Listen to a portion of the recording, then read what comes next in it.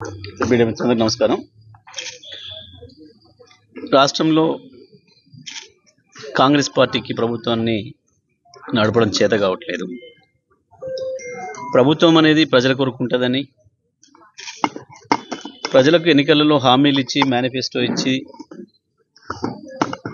ఆ మేనిఫెస్టోని నమ్మి ఓట్లేసే ప్రజల ఓట్లతోనే అధికారంలోకి వస్తుందని, వచ్చిన తర్వాత మేనిఫెస్టోని అమలు చేయాల్సిన బాధ్యత ఉంటుంది అన్న ఆలోచన ఈ ప్రభుత్వంలో ఉన్న ఎవరికి కూడా కనబడడం లేదు. ప్రభుత్వం అంటే కేవలం దోసుకోవడానికి దాచుకోవడానికి పనికొచ్చే సాధనం అని అనుకుంటున్నారు వీళ్ళందరూ కూడా. ఎవని వాడు కుటుంబ సభ్యుల్ని ప్రవేశపెట్టుకొని ఏ రకమైన రాజ్యాంగ పదవి లేకుండా, అధికార పదవి లేకుండా, ప్రజాప్రతినిధుల పదవి లేకుండా అధికారులను భయపెట్టిస్తూ, అధికారులను వాడుకుంటూ కొంతమంది చిన్న చిన్న వాటికి లొంగిపోయే అధికారుల్ని వెంటబెట్టుకొని ఈ రాష్ట్రాన్ని దోసుకోవడమే పనిగా పెట్టుకున్నారు. ప్రభుత్వం యొక్క అధికారం ఏంది, ప్రభుత్వం యొక్క విధులేంది అన్నది కూడా ఎవరికి సోయలేదు. ఇంకా అందులోనే కొంతమంది పాపం ఎన్నికల్లో ఓడిపోయో లేదా ముఖ్యమంత్రి దగ్గర ప్రాపకం లేకనో, ఇంట్లోకి పోయే అవకాశం లేకనో అనాథల్లాగా అనామకుల్లాగా పడి ఉంటున్నారు అక్కడక్కడ శబిరి లాంటి వాళ్ళు. ఈ అనామకులు, ఈ అనాథలు అప్పుడప్పుడు మేము కూడా ఉన్నాం అని చెప్పుకోవడం కొరకు ఇట్లాంటి చిల్లర మాటలు మాట్లాడుతున్నారు. ఈ వాస్తవానికి ఒక మొరటి సామెత ఉంది ఊళ్ళలో చెప్పాలంటే, కానీ ఊళ్ళో పెళ్లికి కుక్కల హడావుడి అని, విలేజ్ మ్యారేజ్ డాగ్స్ బిజీ అని. ఈయన ప్రభుత్వంలో లేడు, ఈయనకు సంబంధం లేదు, ఈయనకు సోయి లేదు, యాడున్నాడో కూడా తెలియదు. నేనేంటి ఇల్లే కానీ మీరన్నా ఎప్పుడన్నారు వినరా? రిపోర్టర్లు ఒక 5-6 నెలల నుంచి ఆయన పేరెక్కడన్నా గిట్లా వచ్చి మాట్లాడి ఏదో చేత మాటలు. పాపం మన మీడియా మిత్రులు కూడా గయ్యంతో పనికిమాలిన చేత మాటలు మాట్లాడితే దాన్ని పట్టుకొని ఏందో సంచలన ఆరోపణలు. నేను కూడా మాట్లాడకూడదు అట్లా అయినప్పుడు వాస్తవానికి ఆయన గురించి. మీరు ఒకటే దాని మీదనే వాడు అడుగుతున్నారు కాబట్టి నేను చెప్పాల్సి వస్తుంది. కానీ వీళ్ళకి ఎంక్వైరీలు అనే పదము, ఎంక్వైరీలు అనే మాట తప్ప, కేసులు, కోర్టులు, ఎంక్వైరీలు, విచారణలు అనే పదం తప్ప ఇంకోటి ఏమన్నా విన్నారా ఎప్పుడన్నా మీరు?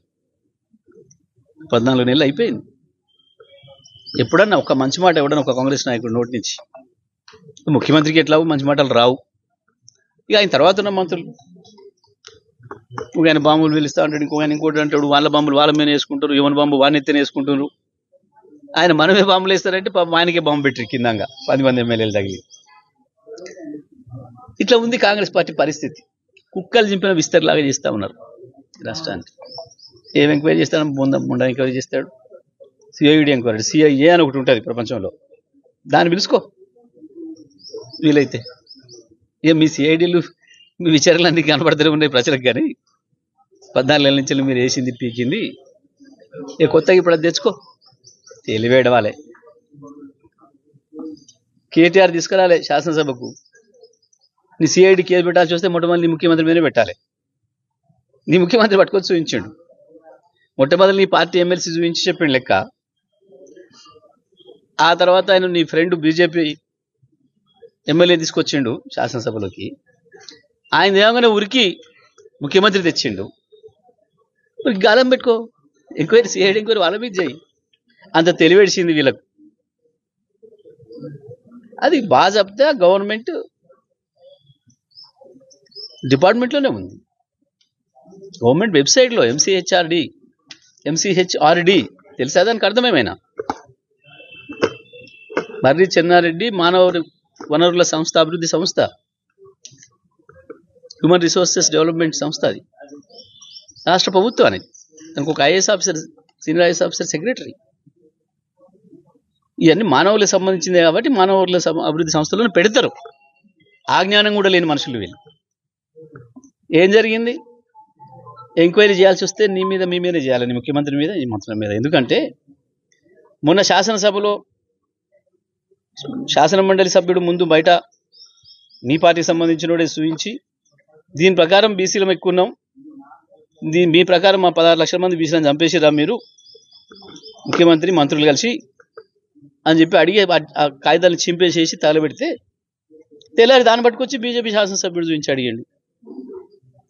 దానికి నీ ముఖ్యమంత్రి అదే కాపీని పట్టుకొచ్చి ఇది నమ్మేది కాదు, ఇది అబద్ధబ్ది, ఇది అసత్యబ్ది, ఇది ఏందో అన్నాడు. పాపం గుమ్మడికాయలు దొంగ అంటే భుజాలు తడుకున్నట్టు చేసింది తప్పుల తడక సర్వే. ఎస్కేఎస్ సర్వే మీద ఒక చిన్న ఆరోపణ ఇక్కడ వచ్చిందా?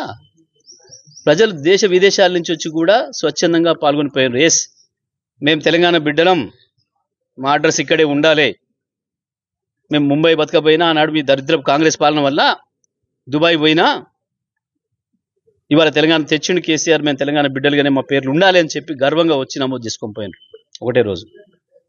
నువ్వు ముండా సర్వే, నువ్వు చేసిన సర్వేకు ఇంటికి పోతే చెప్పులతో కొట్టేలా కొట్టారు ప్రజలు.